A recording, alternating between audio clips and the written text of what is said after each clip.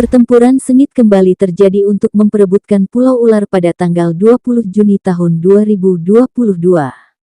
Media lokal Ukraina dan militer Ukraina di media sosial mengklaim mengalahkan Rusia dalam serangan masif kali ini.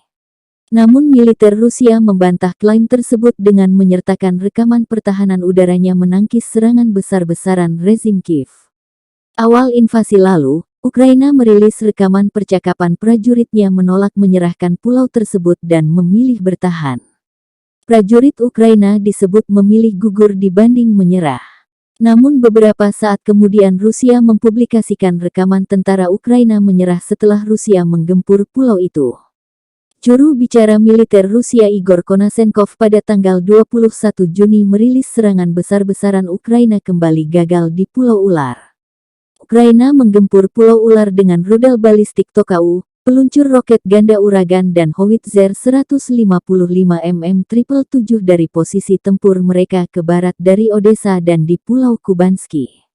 Sarana pertahanan udara Rusia, sistem rudal dan meriam pertahanan udara pansir dan sistem rudal pertahanan udara Tor, menghancurkan semua sarana penghancur musuh yang diluncurkan di Pulau Ular.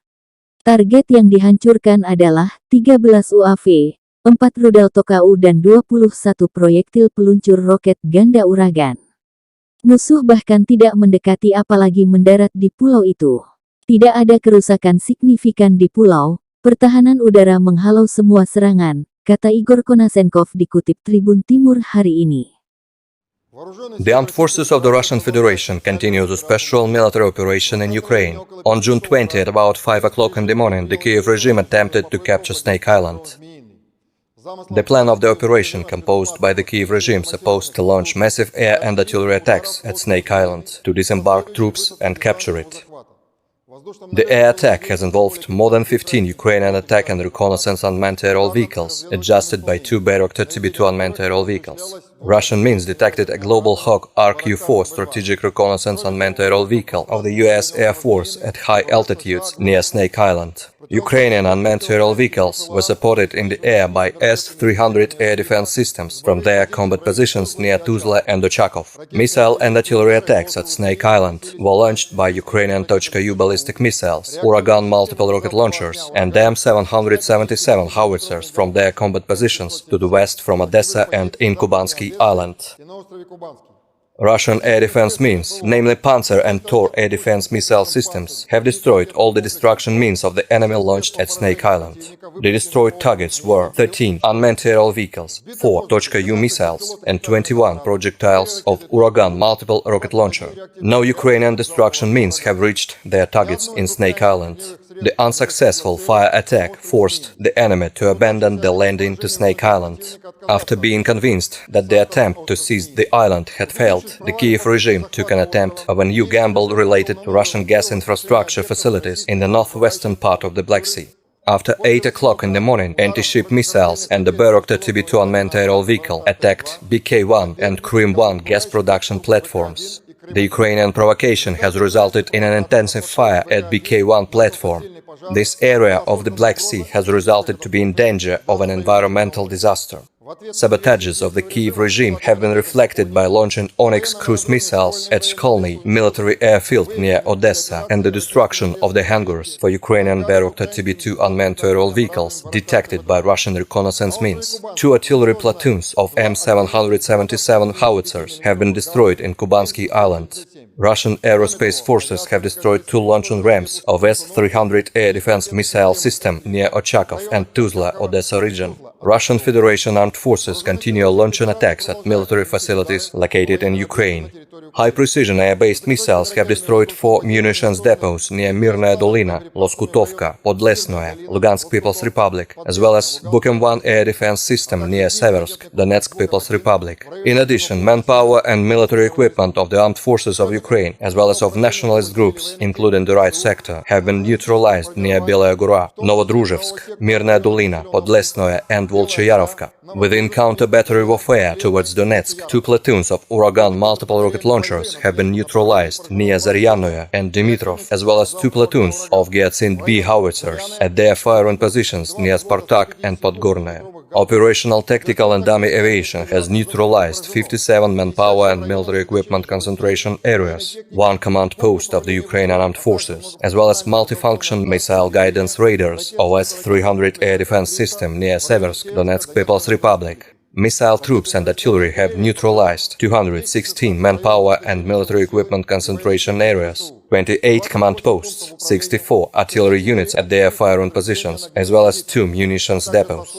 Attacks launched by aviation, missile troops and artillery have resulted in 570 nationalists, 29 tanks and other armored combat vehicles, as well as 16 special vehicles. Russian air defense troops have shot down 1 Su-25 of the Ukrainian Air Force near Mazanovka, Kharkov region. In addition, 19 Ukrainian unmanned aerial vehicles have been shot down near Krutaya Balka, Donetsk People's Republic, Dibrova, Kapitolovka, Liptsi and Zavody, Kharkov region. 5 .U tactical missiles as well as 30 projectiles of Uragan multiple rocket launchers have been intercepted near Lazovsky, Lugansk People's Republic, Lazovaya, Kremenets, Alexandrovka, Donetsk People's Republic, Dolginkaya and Topolskaya, Kharkov region. In total, 209 airplanes and 132 helicopters, 1,292 unmanned aerial vehicles, 348 anti-aircraft missile systems, 3,709 tanks and other armored combat vehicles, 580 combat vehicles equipped with multiple rocket launching systems, 2,065 field artillery cannons and mortars, as well as 3,760 units of special military equipment have been destroyed during the special military operation. The enemy continues suffering considerable losses during the special military operation. Only 28 servicemen of the 57th Mechanized Brigade of the Ukrainian Armed Forces that operates in Severodonetsk have remained in the ranks. The other has been left only with commanders. Reserves for replenishing the losses are exhausted. Territorial defense battalions that arrive from the western regions of Ukraine for reinforcing refuse to head to the front. Servicemen of the 101st Territorial Defense Brigade of the Ukrainian Armed Forces have stated that they refused to be involved in the operations and headed to the rear area in the responsibility zone of Solidar Operational Tactical Group. There are more than 600 people who have refused to fight. M777 howitzers delivered by USA and European countries to Ukraine have become a good target for Russian destruction means. 15 howitzers, mostly yet unused and deployed near Druzhevka railway station, have been destroyed over the past 24 hours. Residents of the settlements adjacent to the operation zones in Dnepropetrovsk, Kharkov and Zaporozhye regions are being forcibly mobilized. National police units block the settlements for their purposes. Men of all ages are detained to be mobilized.